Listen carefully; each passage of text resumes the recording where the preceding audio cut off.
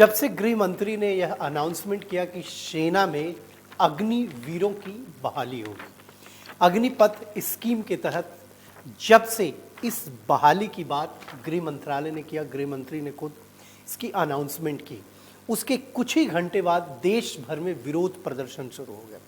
और विरोध भी ऐसी कि पूरा देश आज डरा और सहमा हुआ है।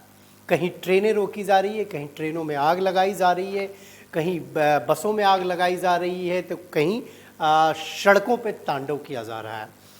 ये जो अग्निवीर है स्कीम, इसमें आखिर है क्या और क्या विरोध है और क्या इसमें सच्चाई है और क्यों इसका विरोध नहीं करना चाहिए और क्या चीज़ है, आज मैं इस पूरे विषय पे अपने लीगल बाउंड्री के माध्यम से आपके सामने रखूँगा। अग्निवीर स्कीम के तहत, अग्निपथ स्कीम के तहत जो अग्निवीरों की बहाली होनी है, उसके अनुसार ये है कि उनको 17.5 साल से लेके 23 साल तक के जो युवा हैं उनकी बहाली होगी। पहले दिन जब इसकी घोषणा की गई थी उस समय ये बात रखी गई थी कि 17.5 साल से 21 साल तक के जो युवा हैं, जो सेना की बहाली में इच्छुक है या सेना की बहाली की तैयारी कर रहे हैं, उनको सेलेक्ट किया जाएगा। लेकिन बाद में जब इसका विरोध होना प्रारंभ हुआ, उसके बाद ये 21 वर्ष से बढ़ा के 23 वर्ष कर दी गई। आखिर क्यों युवा विरोध कर रहे हैं और क्यों इसका विरोध नहीं करना चाहिए? सबसे बड़ी बात यह है कि जो युवा इस स्कीम के तहत जिनकी बहाली होगी, उनकी नौकरी का स्टेटस क्या होगा। एक जो मिस इन्फॉर्मेशन कैंपेन, जो नेगेटिव नैरेटिव और नेगेटिव कैंपेन के तहत जो युवा है उनको जो भड़काया जा रहा है, मुझे लगता है उनको समझाने की ज़रूरत है कि इस पूरे स्कीम में है क्या। पहली बात तो ये है कि जो आपकी बहाली हो रही है, जिसको ये बोला जा रहा है कि सेना में अब पूरी तरह से कॉन्ट्रैक्ट पे बहाली होगी, ये बिल्कुल गलत है। जो एग्जिस्टिंग पॉलिसी है, अर्थात जो वर्तमान में सेना में बहाली की जो सरकार की नीति है, उसके अलावे मतलब वर्तमान पॉलिसी से कोई छेड़छाड़ नहीं की जाएगी। और जो अग्निवीर बहाल होंगे वो 17.5 साल से लेकर 23 वर्ष तक होंगे और इस पीरियड के दौरान उनको जो सुविधाएं मिलेंगी वो सुविधाएं क्या होंगी? 30,000 से 40,000 तक की उनको सैलरी के रूप में दी जाएगी। साथ ही 48 लाख रुपए का एक बीमा कवर होगा जो सेवा के दौरान दिव्यांग होने पर उनको दिया जाएगा। साथ ही 44 लाख रुपए का मुआवजा होगा और 4 साल बाद जो बाहर होंगे उनमें 25% को फिर से सेना में बहाल करने की पॉलिसी होगी, जो सरकार ने ये घोषणा कर दी है। आखिर वो 25% किस प्रकार से बहाल होंगे, उसमें से कौन लोग होंगे, और जो कॉन्ट्रैक्ट पे जो ये बोला जा रहा है कि 4 साल के कॉन्ट्रैक्ट पे हैं, उनमें से कैसे लोग हैं, कौन से सेना के जवान होंगे जो उस 25% की क्राइटेरिया में आएंगे, उसके लिए उनकी अपनी असेसमेंट की पॉलिसी होगी, अपनी सेना की जो समय समय पे गाइडलाइंस, क्योंकि अभी सबसे बड़ी बात है अभी इसकी बहाली प्रारंभ हुई नहीं है। पहले तो सितंबर अक्टूबर में बात थी और अब सरकार ने घोषणा किया कि जल्द ही इसमें बहाली पे नोटिफिकेशन निकाल दी जाएगी। और सबसे बड़ी बात यह है कि वो जो अग्निवीर हैं उनको वही सारी सुविधाएं मिलेगी जो वर्तमान में सेना में बहाल नौजवान हैं, अर्थात उनको सेना में जो बाकी सैनिक वीरगति प्राप्त होने पे जो उनको मेडल दी जाती है, उसी प्रकार उनको भी मेडल दिया जाएगा। उनको भी जो सुविधाएं, जो कंपनसेशन है वो दी जाएगी। साथ ही जब 15 साल बाद, अर्थात 15 साल बाद वो जो 25% सेलेक्ट होंगे, अगर वो 15 साल बाद रिटायर्ड होंगे तो वो सुविधा दी जाएगी जो बाकी सेना के जवानों को दी जाती है। अर्थात इसमें केवल 2 चीज़ है वो समझने वाली है।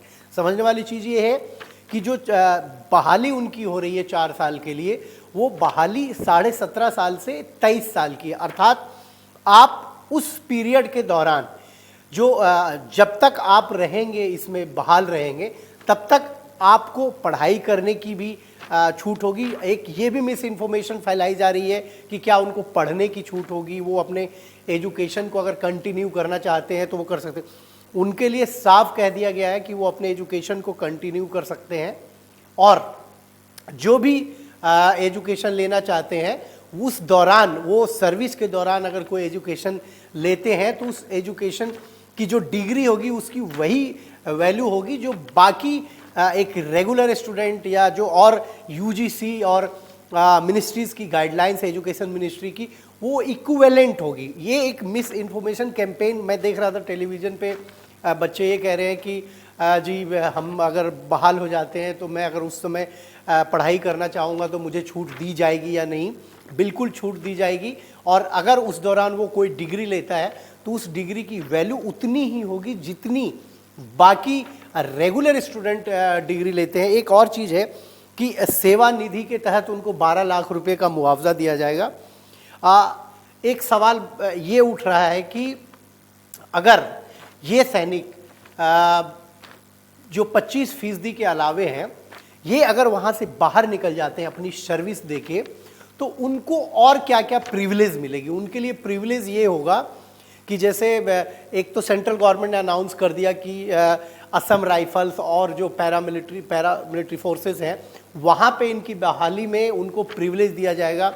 उनके पास कुछ अभी देखिए, अभी सबसे बड़ी बात है कि अभी बहाली प्रारंभ नहीं हुई है, तो किस प्रकार से क्राइटेरिया बनाई जाएगी स्टेट पुलिस की वैकेंसीज में, सेंट्रल फोर्सेस में किस प्रकार की क्राइटेरिया होगी और उनको क्या प्रिविलेज दिया जाएगा, कितना % उनको छूट सरकार देगी या वो डिपार्टमेंट देगा। साथ ही साथ एक चीज़ और है, जैसे मध्य प्रदेश गवर्नमेंट ने, असम गवर्नमेंट ने और उत्तर प्रदेश गवर्नमेंट ने अनाउंसमेंट कर दिया कि उनको स्टेट पुलिस में भी रिक्रूटमेंट में प्रिविलेज दिया जाएगा और उनके लिए स्पेशल बाकायदा कोटा होगी। वही नहीं, आज पहले तो गृह मंत्री और फिर रक्षा मंत्री ने भी इस विषय पे साफ कर दिया कि उनको 10% आरक्षण का भी लाभ मिलेगा। तो अब देखने वाली बात है कि अभी नियुक्ति प्रक्रिया प्रारंभ नहीं हुई है, उसके पहले ही एक मिस इन्फॉर्मेशन कैंपेन के तहत सबसे बड़ी बात क्या है कि अगर आपके अंदर कोई नेशनलिज्म की फीलिंग है, कोई नेशनलिस्टिक अगर आपके अंदर एटीट्यूड है, अगर आप राष्ट्र के नाम पे सेवा देना चाहते हैं, क्या जो वर्तमान पॉलिसी है वो एक सर्विस की पॉलिसी थोड़ी, आप सेना में जा रहे हैं तो आप राष्ट्र की सेवा में जा रहे हैं। अगर युवा ये सोच के इस चीज़ को ऐसे ले कि जो 4 साल का उनका पीरियड है, उस पीरियड में अगर मान लिया जाए कोई स्टूडेंट तैयारी कर रहा है, उसकी जो है अपॉइंटमेंट नहीं हो पाती है, वो सेलेक्ट नहीं हो पाता है, वैसी परिस्थिति में वो क्या करेगा।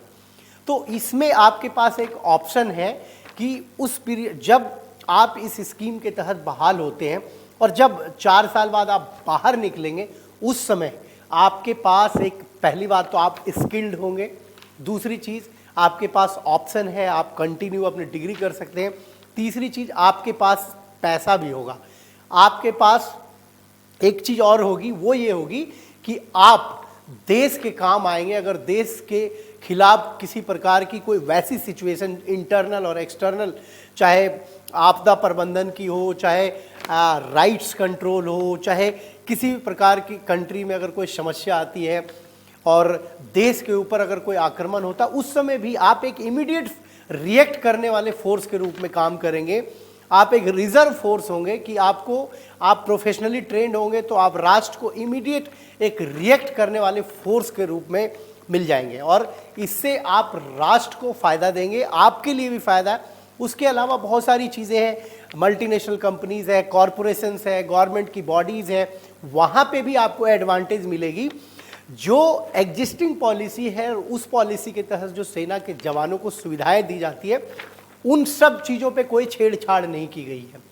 ये सेना में एक स्पेशल ड्राइव के तहत रिक्रूटमेंट के लिए सरकार ने ये पॉलिसी बनाई है और अभी जब तक पॉलिसी प्रॉपरली इंट्रोड्यूस नहीं हुई है, अपॉइंटमेंट्स नहीं हुई है, ये चीज़ें सामने नहीं आई है, उसके पहले ही एक मिस इन्फॉर्मेशन कैंपेन फैला के देश में इस प्रकार की दंगा भड़काने की समझी साजिश करना, ट्रेनें जलाना, कहीं से भी एक उचित और एक अच्छे, एक सिविलाइज्ड यूथ और एक देश के अच्छे भविष्य, जो अच्छे युवा देश के काम आ सकते हैं, वो अपना करियर बर्बाद करने को सोच रहे हैं। आपको पता है कि अगर आप इस प्रकार की हरकतें करेंगे, आप राष्ट्र को मैसेज दीजिए, आप राष्ट्र को एक संदेश दीजिए कि हाँ, जो सरकार की पॉलिसी आई है इसमें क्या, सरकार ने भी बोला कि आप एडवाइस दो अगर आपको लगता है।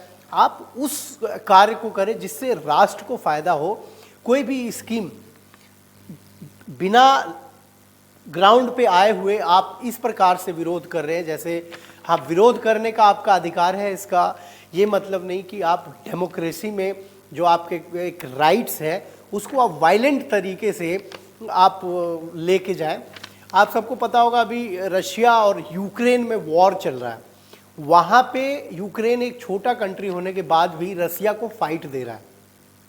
उसका एक कारण ये भी है कि वहाँ के बहुत सारे युवा और जो रिटायर्ड लोग हैं और जो आम नागरिक हैं वो प्रोफेशनली वेपन चलाने के लिए ट्रेंड है।